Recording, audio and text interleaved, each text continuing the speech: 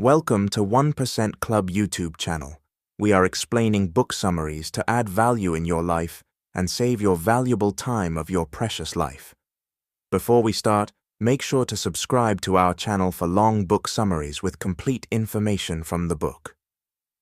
The introduction to this famous book is a deep and multi-layered exploration of the psychological and social forces that shape how we perceive wealth, and it begins with Robert Kiyosaki reflecting on his upbringing in Hawaii in the 1950s. He frames his entire life story around the contrasting philosophies of two men who were both fathers to him in different ways, with one being his biological father and the other being his best friend, Mike's father. His biological father, whom he calls his poor dad, was a man of incredible academic achievement and high moral character who believed that the path to success was paved with degrees and a secure career in the government. This man worked incredibly hard and held the position of superintendent of education for the state of Hawaii. Yet despite his high salary, he was constantly stressed about money and often remarked that he could not afford things. The author explains that this mindset was not a result of a lack of intelligence, but rather a result of a specific kind of training that prioritized being a good employee and following the rules of the system. On the other hand, the man who became his rich dad was Mike's father, who did not even finish the 8th grade, but possessed a natural instinct for business and a deep understanding of how the economy truly functions. The author spent many hours as a young boy sitting in the office of the rich dad, watching how he interacted with his employees and his bank managers, and he noticed that this man looked at the world through a completely different lens. While the poor dad encouraged Robert to stay in school and get a doctorate, the rich dad encouraged him to study how money works so that he could own the system instead of being owned by it. This long and detailed introduction explores the fascinating tension between these two perspectives as the young Robert navigated the confusion of receiving conflicting advice daily. He recalls how his poor dad would often say that the love of money is the root of all evil, whereas his rich dad would argue that the lack of money is the root of all evil, and these fundamental differences in belief led to vastly different life outcomes for both men. The narrative goes much deeper into the concept of the school system, which Kiyosaki argues is a relic of the industrial age designed to create a compliant workforce rather than independent thinkers. He explains that most people are trapped in a cycle of working for a paycheck because they were never taught the difference between an asset and a liability, and they were conditioned to believe that a job provides security when in reality it is often the most fragile position to be in. The author describes the immense frustration of watching his highly educated father struggle with debt and taxes, while his less educated mentor was building an empire that would eventually make him one of the wealthiest people in the islands. This realization at a young age prompted Robert to make a definitive choice to follow the path of the rich dad, even though it meant rejecting the traditional wisdom of his own family and the society around him. Kiyosaki also spends a significant amount of time in this introduction discussing the emotional drivers of the human experience, specifically fear and greed. He explains that most people stay in the rat race not because they lack the ability to be wealthy, but because they are paralyzed by the fear of being without money, and they are driven by the greed of wanting more things to fill the void. This emotional roller coaster is what keeps people tied to their desks for 40 years, only to realize at the end of their lives that they never truly lived. The rich dad taught him that money is an illusion and a social construct, and that if you can master the emotions surrounding it, you can gain a level of control that the average person will never understand. This introduction is intended to be a wake-up call for anyone who feels like they are running in place on a treadmill that never stops, and it sets the stage for a series of lessons that are designed to dismantle the reader's existing beliefs about work and wealth. By the end of this extensive opening, the author makes a powerful case for the necessity of financial education as a survival skill in the modern world. He argues that the rules have changed and that the old advice of going to school and getting a job is no longer valid in an era where inflation and taxes eat away at the earnings of the middle class.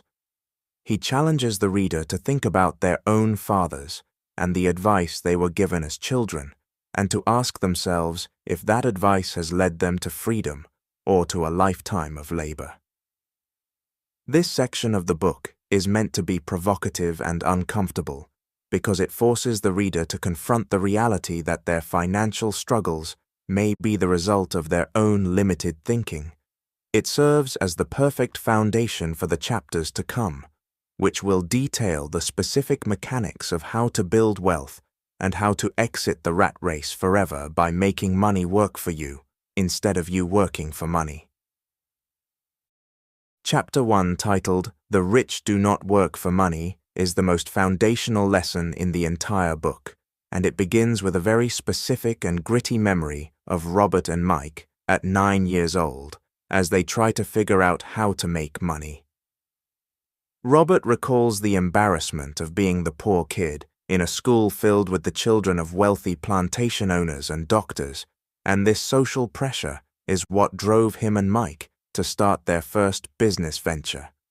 They actually spent weeks collecting empty lead toothpaste tubes from the neighborhood because they had heard that lead was valuable, and they planned to melt the tubes down to cast their own nickels.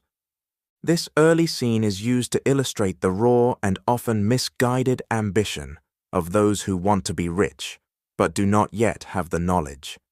When Robert's biological father, whom he calls his poor dad, finds them in the garage with a melting pot, he is impressed by their initiative, but has to explain that what they are doing is actually illegal counterfeiting. However, instead of discouraging them, he tells them that if they really want to learn how to be wealthy, they should go talk to Mike's father, who is the man Robert eventually calls his rich dad.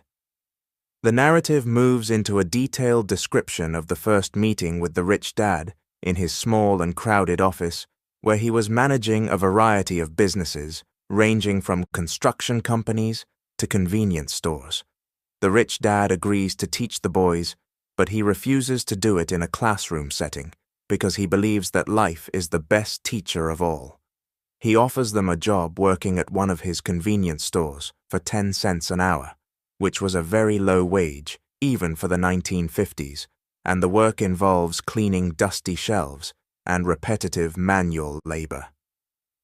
After several weeks of this, Robert becomes increasingly angry and frustrated because he feels he is being exploited and he is not learning anything about wealth. He decides to confront the rich dad and demand a raise or quit, which is exactly the reaction the rich dad was waiting for. This confrontation is the heart of the first lesson, because the rich dad explains that most people spend their entire lives complaining about their boss or their salary without realizing that the real problem is their own lack of financial education. The rich dad uses this moment to explain the concept of the rat race, which is a psychological trap fueled by the two primary emotions of fear and greed. He explains that fear of not having money keeps people working at jobs they hate just to pay the bills, and then once they get a paycheck, the greed for better things leads them to spend that money on luxuries, which creates more debt. This cycle forces them to work even harder, and the rich dad points out that a higher salary almost never solves the problem because people simply increase their spending to match their income. He tells Robert that if he can learn to master these emotions instead of being a slave to his paycheck, he will be ahead of 95% of the world's population. The lesson is reinforced by the rich dad asking the boys to work for free for a few weeks to see if they can still find a way to be productive without the promise of a guaranteed wage.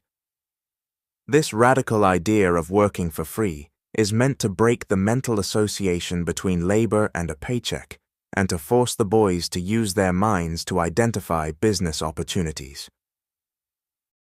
While working for free, the boys eventually notice that the convenience store manager is cutting the covers off of unsold comic books to return them for credit, but throwing the actual books away. This observation leads to their first truly successful business, which is a comic book library, where they charge other children a small fee to come in and read the books for 2 hours. They hire Mike's sister to manage the room, and they realize that they are now making money even when they are not physically working. This is the moment when the first lesson truly clicks because they have created a system that generates income independent of their own time and effort. The rich dad is pleased because they have learned to see opportunities that others miss, and they have moved from being employees to being owners. This chapter goes into great depth about the difference between being broke and being poor, because the rich dad says that being broke is temporary, but being poor is a state of mind. He emphasizes that the middle class and the poor work for money, but the rich have money work for them, and this simple sentence is the secret that separates the elite from the masses. The author explains that his poor dad was a brilliant man, but he was trapped by the need for security, while his rich dad was a man who embraced risk and understood that true security comes from owning assets. The conclusion of the first chapter is a powerful reminder that financial literacy is not about how much you earn, but about how you think, and it sets the stage for the next lesson, which focuses on why it is essential to be literate in the language of accounting and assets. Chapter 2, titled Why Teach Financial Literacy, is the longest and most technically significant portion of the book, because it introduces the fundamental building blocks of wealth through the lens of accounting. Robert Kiyosaki begins by explaining that most people believe the solution to financial problems is more money, but he argues that more money often just accelerates a person's financial ruin if they do not have the literacy to manage it. He uses the analogy of building a skyscraper and points out that most people try to build a massive structure on a 6-inch thick slab of concrete, which is why so many successful professionals like doctors and lawyers find themselves in deep debt despite their high incomes. The core of this chapter revolves around a single golden rule, which is that you must know the difference between an asset and a liability and buy assets. The author simplifies these complex financial terms into definitions that a child could understand because his rich dad taught him using drawings rather than spreadsheets. An asset is defined as something that puts money into your pocket, while a liability is something that takes money out of your pocket. He explains that the reason the rich get richer is that they spend their lives acquiring assets that generate income, while the poor and middle class spend their lives acquiring liabilities that they mistakenly believe are assets. This confusion is the primary cause of financial struggle in modern society. To illustrate this, he presents a series of simple diagrams showing the flow of cash for different groups of people. For a poor person, the cash flow is a straight line where money comes in through a paycheck and goes out through expenses like food and rent. For a middle-class person, the cash flow becomes more complicated because they have a paycheck that pays for liabilities like mortgages and credit cards, which then create even more expenses. A significant portion of the chapter is dedicated to one of Kiyosaki's most controversial claims, which is that your house is not an asset. He describes in great detail how a personal residence is actually a liability because it requires a constant stream of cash to flow out of your pocket for mortgage payments, taxes, insurance, and maintenance. While a house may appreciate in value over decades, the opportunity cost of having all your capital tied up in a home instead of in income-generating investments is what prevents people from building true wealth. He argues that when people get a raise or a promotion, they usually buy a bigger house or a newer car, which increases their liabilities and reinforces their dependence on a job. This is the definition of the rat race, where the individual is working for the bank and the government instead of for themselves. Kiyosaki then contrasts this with the cash flow pattern of the rich, where the income comes from an asset column that consists of stocks, bonds, real estate, and intellectual property. The rich use the income generated by these assets to pay for their expenses, and any leftover money is reinvested back into the asset column to create a compounding effect. He explains that the rich do not focus on their income statement, but rather on their balance sheet. By building a robust asset column, you eventually reach a point where the passive income exceeds your monthly expenses, which is the true definition of wealth. This shift in focus requires a complete retooling of the mind, because the educational system trains people to focus only on their professional career rather than their personal business, which is their asset column. The chapter goes into deep detail about the emotional hurdles that keep people from following this path. He notes that the fear of being different or the desire to keep up with the neighbors often drives people to make poor financial choices. He calls this the psychology of the sheep, where people follow the crowd into safe but unprofitable paths, like putting all their money into a savings account that loses value to inflation. The rich dad taught him that to be wealthy, you must be willing to be unpopular and to look at numbers objectively rather than emotionally. The chapter concludes with a powerful summary of the three main ways that money is taken from the middle class, which are through taxes, through the inflation of lifestyle, and through the lack of financial education. This chapter sets the groundwork for everything else in the book, by proving that wealth is not a matter of luck, but a matter of understanding the flow of cash and having the discipline to prioritize assets over liabilities. Chapter 3 is titled Mind Your Own Business, and it starts with a fascinating anecdote about Ray Kroc, the legendary founder of McDonald's, who was once giving a lecture to a group of graduate business students at the University of Texas. He asked the class if anyone knew what business he was in, and while everyone laughed and assumed he was in the hamburger business, Ray corrected them by stating that his real business was real estate. He explained that while the primary focus of his franchisees was selling burgers, his own focus was the ground underneath those restaurants, because he knew that land and location were the true drivers of long-term wealth. Robert Kiyosaki uses this story to illustrate a vital distinction that most people miss, which is the difference between your profession and your business. He argues that most people spend their lives working in someone else's business and making that person rich, while completely neglecting their own personal business, which is their asset column. The narrative goes into significant depth regarding the trap of the employee mindset, where an individual identifies so strongly with their job title that they forget to build anything for themselves. Whether you are a banker, a cook, or a teacher, your profession is what you do to earn an income, but your business is what you do to build your assets.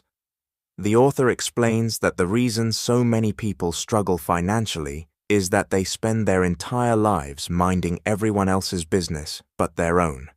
They work for the company to make the owners rich, they work for the government through taxes, and they work for the bank through mortgages. To break this cycle, Kiyosaki urges the reader to start minding their own business by keeping their daytime job, but starting to acquire real assets rather than liabilities or personal effects that have no real value. The chapter provides a detailed list of what the author considers to be real assets, and he emphasizes that these are things that have value, generate income, or appreciate over time, and have a ready market.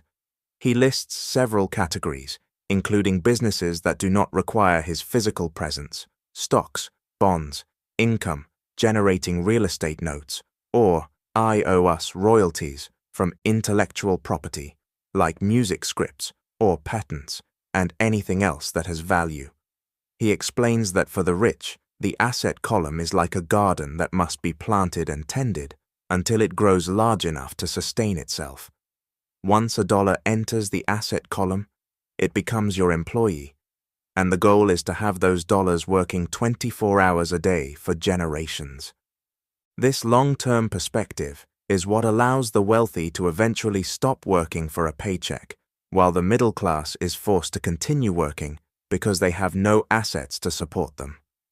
Kiyosaki also discusses the psychology of consumerism and how the middle class often buys luxuries first to look rich, while the truly wealthy buy luxuries last. He explains that when a rich person wants a new car or a fancy watch, they do not buy it with their salary, but instead they buy an asset that produces enough monthly cash flow to pay for that luxury. This way, the luxury is a reward for a smart investment rather than a financial burden that drains their wealth. The author describes the discipline required to stay focused on the asset column, especially when society encourages constant spending and the acquisition of status symbols that lose value the moment they are purchased. He stresses that true financial freedom comes from the patience to build the foundation of your business before enjoying the fruits of your labor. The conclusion of this chapter is a powerful reminder that your financial struggle ends when your asset column is strong enough to support you. By minding your own business, you are taking control of your financial destiny and moving away from a life of dependency on an employer. The author reflects on his own journey and how he started small by buying small rental properties and stocks while he was still working a full-time job at Xerox. He highlights that he didn't quit his job until his asset column was consistently producing more income than his salary. This transition is not about being a rebel or quitting your career, but about being smart enough to build a parallel path that eventually leads to total independence. Chapter 4 is titled The History of Taxes and the Power of Corporations, and it provides a deep historical and legal analysis of how the wealthy protect their earnings compared to the middle class and the poor. Robert Kiyosaki begins by debunking the popular myth that taxes were originally designed to punish the rich. He explains that in England and America, there were originally no permanent taxes, and they were only levied as temporary measures to fund specific wars. However, by the early 20th century, the government successfully introduced a permanent income tax by marketing it as a way to take from the wealthy and give back to the rest of society. The poor and middle class voted for these laws, believing they were sticking it to the rich, but the author explains that the government's appetite for money eventually grew so large that they had to start taxing the very people who had voted the law into existence. The rich dad taught Robert that the wealthy didn't just sit back and lose their money, but instead they used their superior financial education to find legal loopholes to protect their wealth. The most powerful tool they used was the corporation. Kiyosaki explains that a corporation is not a physical thing like a factory or a group of people, but rather a legal document folder that sits in a lawyer's office. This legal entity allows the rich to follow a completely different set of rules than the average worker. He breaks down the fundamental difference in how money is processed between these two groups. An individual who works as an employee, earns money, gets taxed by the government, and then tries to live on what is left over. In contrast, a corporation earns money, spends everything it can on legitimate business expenses, and then is only taxed on the small amount of profit that remains. The chapter goes into extensive detail about the 4 components of what Kiyosaki calls the financial IQ, which are accounting or financial literacy investing, or the science of money, making money, understanding markets, or the science of supply and demand, and finally, the law. He argues that understanding the law, specifically the tax advantages and legal protections of corporations, is what truly separates the rich from everyone else. For example, He describes how the wealthy can pay for their cars, their travel, their health insurance, and even their meals through their business before the government ever sees a dime of tax revenue. This massive advantage allows their asset column to grow exponentially faster than someone who is paying 30 or 40% in income taxes before they even pay their mortgage. Kiyosaki also discusses the legal protection that a corporation provides. In a litigious society, the wealthy use corporations and trusts to hide their assets from creditors and lawsuits. He explains that the rich may control everything, but technically, they own nothing in their own name, which makes them very difficult targets for legal action. This is the opposite of the middle class, who try to own everything in their own name, making them vulnerable to the government and lawyers. The author reflects on how his poor dad, who was a high-level government official, always pushed for higher taxes on the rich, without realizing that the rich were simply passing those costs down to the consumer or finding ways to avoid them entirely. The conclusion of this chapter is a stern reminder that if you work for money, you give the power to your employer. But if your money works for you, then you keep the power and control it.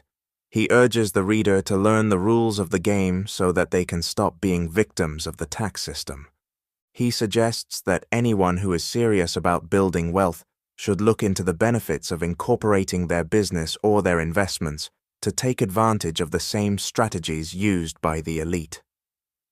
This chapter is meant to be an eye-opener about the reality of the economic system, and it highlights that financial intelligence is the only way to gain true freedom in a world designed to take your money through various institutional channels. Chapter 5 is titled, "The Rich Invent Money," and it focuses on the essential concept of financial creativity and the power of the human mind as the most significant asset in the world. Robert Kiyosaki starts by explaining that in the real world, it is often not the smart who get ahead, but the bold. He argues that most people are held back not by a lack of technical information, but by a lack of self-confidence and a paralyzing fear of failure. He explains that financial intelligence is simply having more options, and if the opportunities are not presenting themselves, you must have the mental capacity to create them yourself. This is what he means by inventing money, which is the ability to see a deal that everyone else has missed, or to structure a transaction in a way that benefits everyone involved while requiring little to none of your own capital.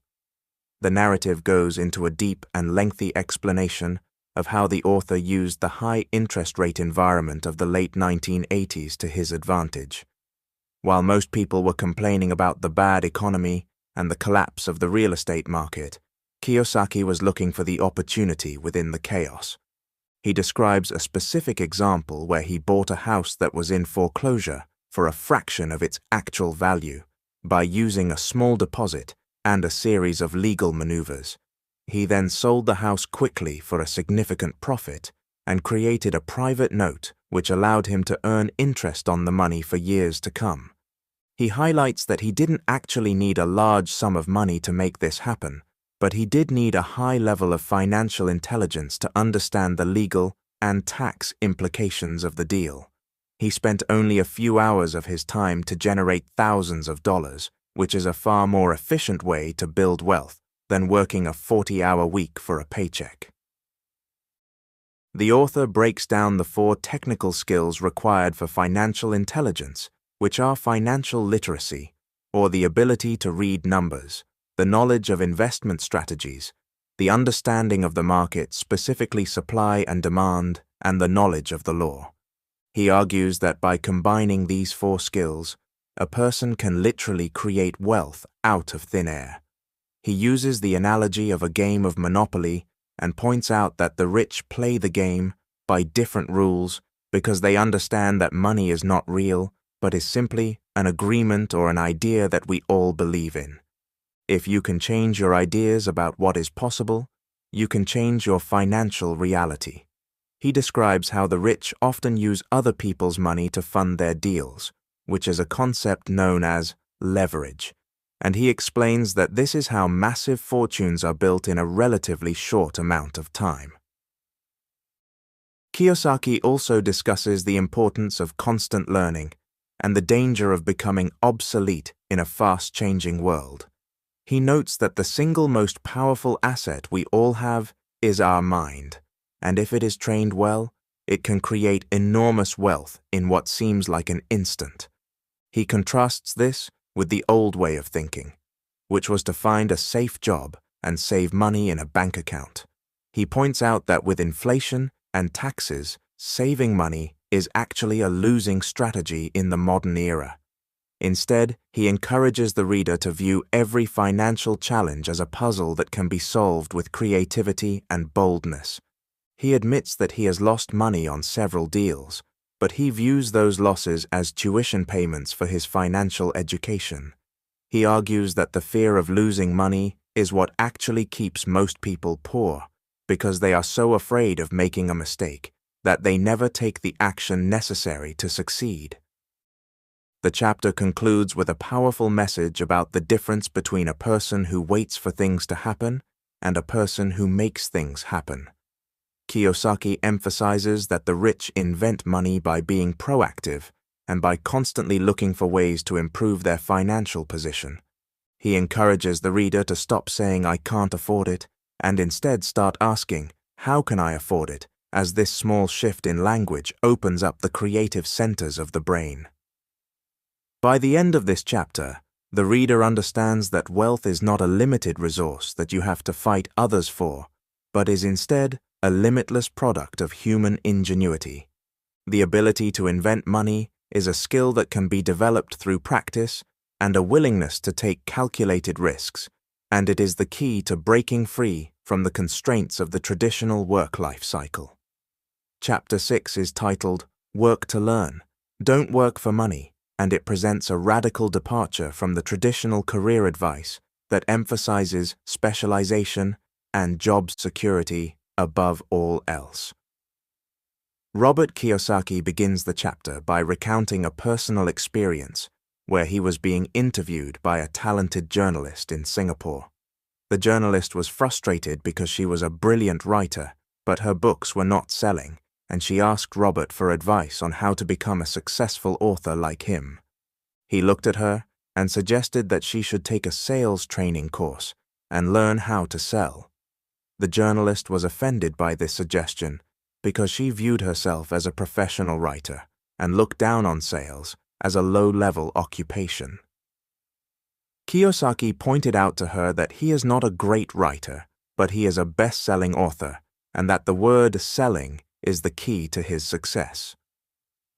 This story serves as a powerful metaphor for the central theme of the chapter, which is that a diverse set of skills is far more valuable than deep expertise in a single narrow field.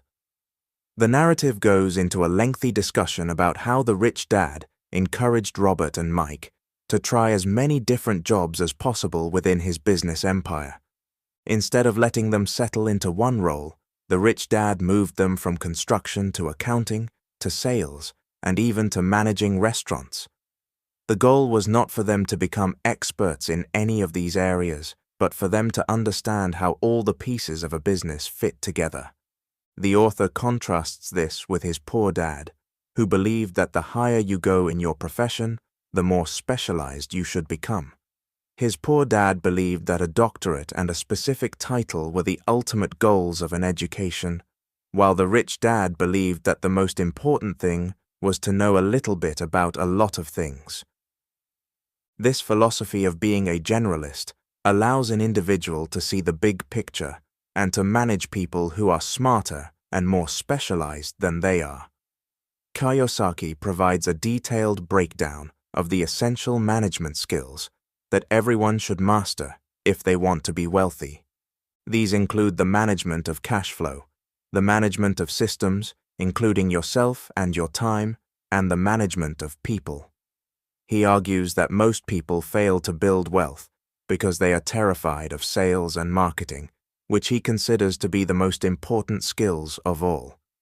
He explains that the ability to communicate effectively and to sell an idea or a product is the foundation of any successful business. He describes his own experience joining the Xerox Corporation after his time in the military, specifically because he was a shy person who needed to learn how to sell. He spent years knocking on doors and facing rejection until he became one of the top salesmen in the company. He didn't do this for the high commission checks, but for the education and the confidence it gave him. The author also touches on the concept of human resources and the importance of being a good leader.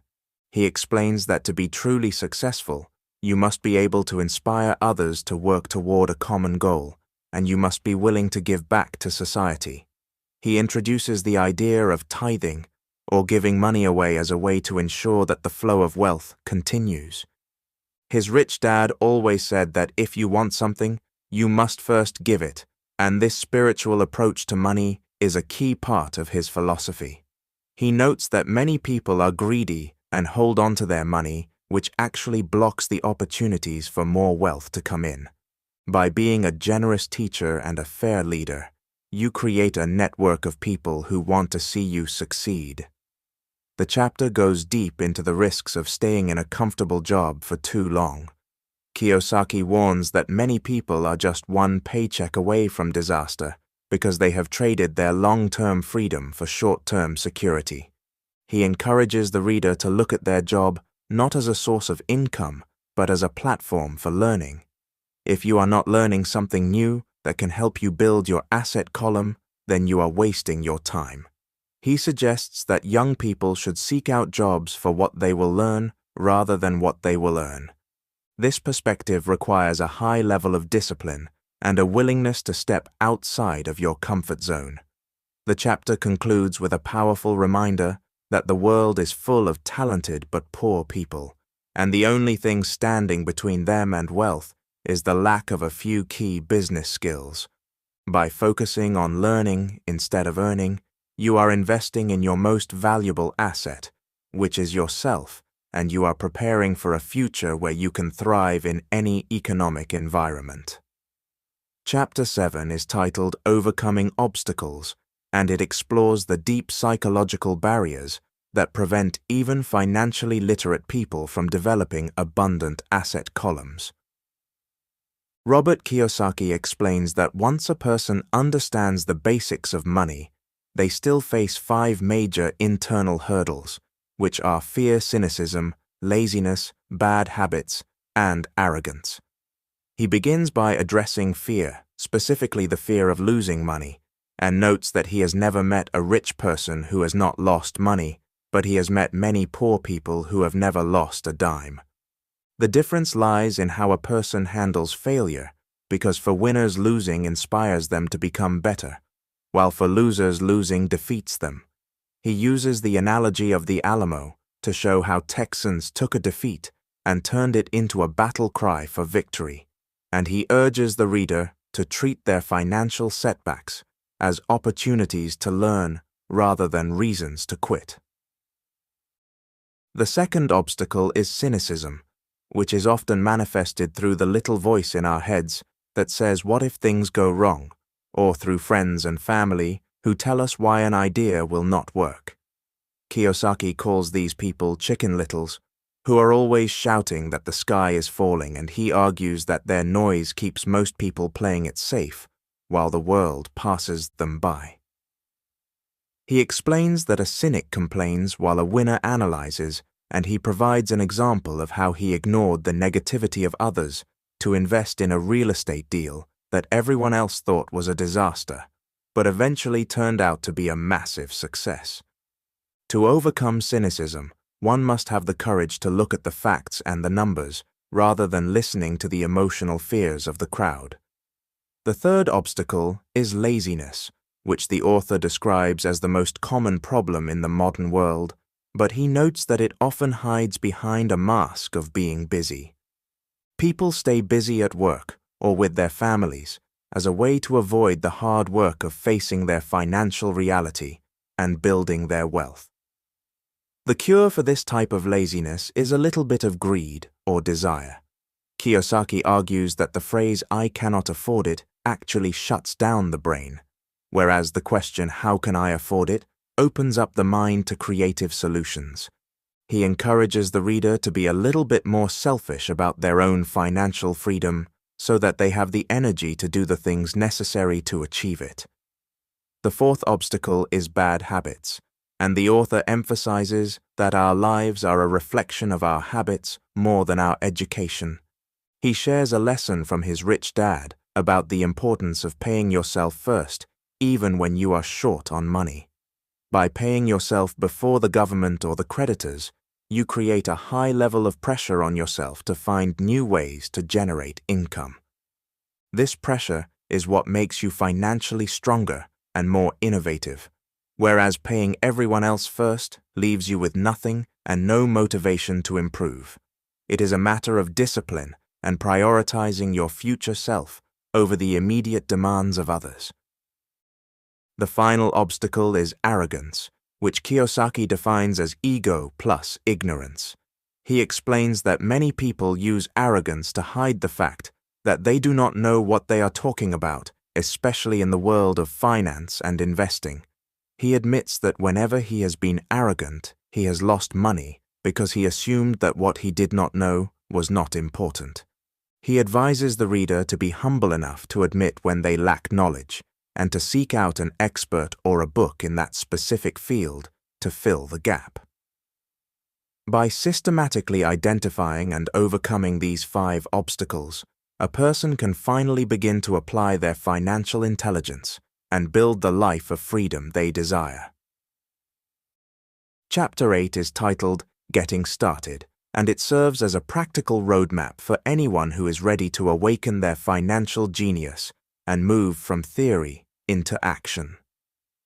Robert Kiyosaki acknowledges that finding a gold mine or a perfect deal is a daunting task for most people because they have been trained to work for money rather than to look for opportunities.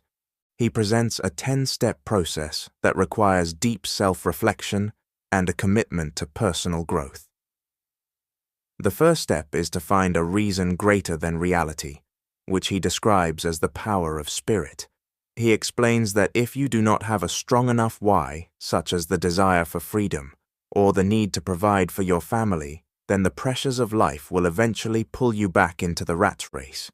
You need a combination of wants and don't wants to keep you motivated during the difficult times when your investments are not performing or when you feel like quitting. The second step is the power of choice, which he argues is the primary reason people live in a free country, yet remain poor. Every dollar that enters your hand is a choice to be rich, middle class, or poor. He emphasizes that how you spend your time and your money today determines your future, and he encourages the reader to choose to invest in their education first. This leads into the third step, which is to choose your friends carefully. He warns against listening to poor or frightened people who always tell you why something will not work. Instead, he suggests seeking out friends who are also interested in wealth and learning from them. He notes that the rich do not talk about money to brag, but to share ideas and strategies.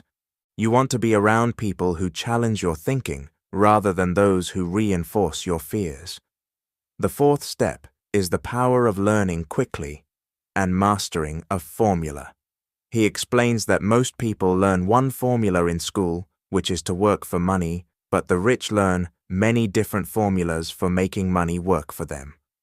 Once you master one way of making money, such as foreclosures or apartment buildings, you should move on to the next one.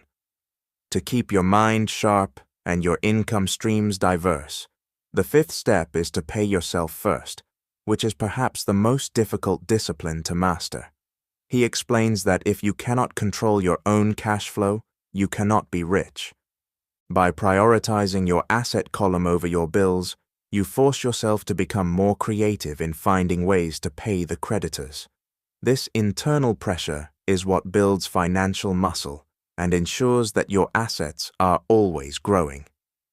The sixth step is to pay your professionals well. Kiyosaki argues that many people try to save money by hiring cheap accountants or brokers, but this is a mistake. A good professional will save you more money and make you more money than they cost you in fees. Their information is an asset in itself, and they can provide you with insights into the market that you would never find on your own. The seventh step is to be an Indian giver, which in the context of investing means looking for how fast you can get your original investment back while keeping the asset. He looks for deals where the return on investment is infinite because he has recovered his initial capital and now owns the asset for free. This is the secret to rapid wealth accumulation. The eighth step is to use assets to buy luxuries. He reiterates that if he wants a new car, he does not use his savings or his salary, but instead he finds an investment that will generate enough cash flow to cover the monthly payments. This way, the car is a reward for being a smart investor rather than a drain on his finances. The ninth step is the need for heroes. He suggests finding people like Warren Buffett or Donald Trump and studying their moves until their brilliance becomes a part of your own thinking. If they can do it, then you can do it too. Finally, the 10th step is the power of giving. He believes in the law of reciprocity and states that if you want something, you must give it first, whether it is money, a smile, or a piece of advice. Giving ensures that the universe continues to provide for you. This chapter is a comprehensive guide to the mindset and habits required to transition from an employee to an investor. Chapter 9 is titled Still Want More, and it functions as a rapid-fire list of practical, to-do items for individuals who have finished the theory and are looking for immediate ways to enter the market. Robert Kiyosaki explains that many people get stuck in analysis paralysis, where they have all the information but are too overwhelmed to take the first step. He begins by suggesting that you should stop what you are doing and take a break to assess what is working and what is not. He argues that the definition of insanity is doing the same thing over and over again and expecting different results. So if you are not getting wealthier, you must stop your current habits and look for something new. He suggests looking for new ideas by going to bookstores and finding books on different and unique subjects related to finance and investment. He calls these formulas and emphasizes that the goal is to find a system that makes sense to you and then act on it. Another practical tip he provides is to find someone who has already done what you want to do. He suggests taking them to lunch and asking for their secrets and advice, because most successful people are happy to share their knowledge with someone who is genuinely interested and respectful of their time. The author notes that learning from the mistakes and successes of others is much cheaper than learning solely from your own experiences. Kiyosaki also encourages the reader to take classes and attend seminars. He mentions that he often pays for expensive seminars because the information he gains can be worth millions of dollars over the course of his life. He views education as an ongoing process rather than something that ends with a degree. Furthermore, he advises people to make lots of offers. He explains that in real estate and business, the person who makes the most offers is usually the one who finds the best deals. Many people are afraid of rejection, or afraid that an offer might actually be accepted, but he argues that making offers is the only way to test the market and find motivated sellers. He describes how he often makes offers that are far below the asking price, knowing that most will be rejected, but a few will result in a life-changing bargain. Another interesting strategy mentioned in this chapter is the idea of jogging or walking through a specific neighborhood for 10 minutes once a month. This simple habit allows you to notice small changes in a market, such as a house that has been for sale for a long time, or a new business opening up. These small observations are often the lead indicators of a changing economy and can give you a head start on other investors. He also discusses why consumers will always be poor and explains that when a supermarket has a sale, people flock to buy more, but when the stock market or real estate market has a sale, people run away. He urges the reader to be the person who buys when everyone else is selling. The author concludes this section by emphasizing the importance of thinking big. He tells a story about a neighbor who wanted to buy a tiny piece of land, and how he showed her that by thinking bigger and looking at a larger plot, she could actually get a better deal and make more money. He explains that small thinking leads to small results, and that the rich are rich because they are not afraid to look at the big picture. This chapter is designed to push the reader out of their comfort zone and into the real world of transactions and negotiations. It serves as a reminder that wealth is a contact sport, and that you must be willing to participate actively if you want to see your asset column grow. The conclusion of the book serves as a final philosophical summation of everything Robert Kiyosaki has taught through the stories of his two fathers, and it brings the reader back to the core mission of achieving personal freedom through financial intelligence. He begins the final section by emphasizing that the world is changing at an incredibly rapid pace, and the old rules of working for a single company for 40 years and retiring on a pension are completely dead. He argues that the greatest risk anyone can take in the modern era is to rely on a paycheck or a government for their long-term survival. The conclusion is a powerful reminder that while the lessons in the book are about money, the ultimate goal is actually the freedom to live life on your own terms without being a slave to the fear of being broke. Kiyosaki reflects on the fact that God has given us two great gifts, which are our minds and our time, and he tells the reader that with each dollar that comes into your hand, you have the power to decide your destiny. If you spend it foolishly, you choose to be poor, and if you spend it on liabilities, you join the middle class. But if you invest it in your mind and learn how to acquire assets, you are choosing a future of wealth and independence. He notes that the journey is not easy, and that there will be many times when you feel like quitting, or when the cynics in your life tell you that you are making a mistake. However, he urges the reader to keep their eyes on the prize, and to remember that the rich dad started with nothing but a desire to learn and a willingness to take action. A significant part of the conclusion focuses on the three types of income, which are earned income, portfolio income, and passive income. He explains that the secret to becoming wealthy is to learn how to convert your earned income from a job into portfolio or passive income as quickly as possible. This is the ultimate goal of the financial IQ, and it is the only way to ensure that your money is working for you even when you are sleeping. He describes wealth not as a fixed amount of money in a bank account, but as the number of days you can survive without physically working while maintaining your current standard of living. When your passive income exceeds your monthly expenses, you are officially free, and that is the moment when life truly begins for the entrepreneur. The author also returns to the theme of generosity and the importance of teaching others what you have learned. He believes that the reason his rich dad was so successful was that he was always willing to share his knowledge with anyone who was hungry to learn. Kiyosaki encourages the reader to be a teacher and a mentor to their own children, and to break the cycle of financial ignorance that has plagued so many families for generations.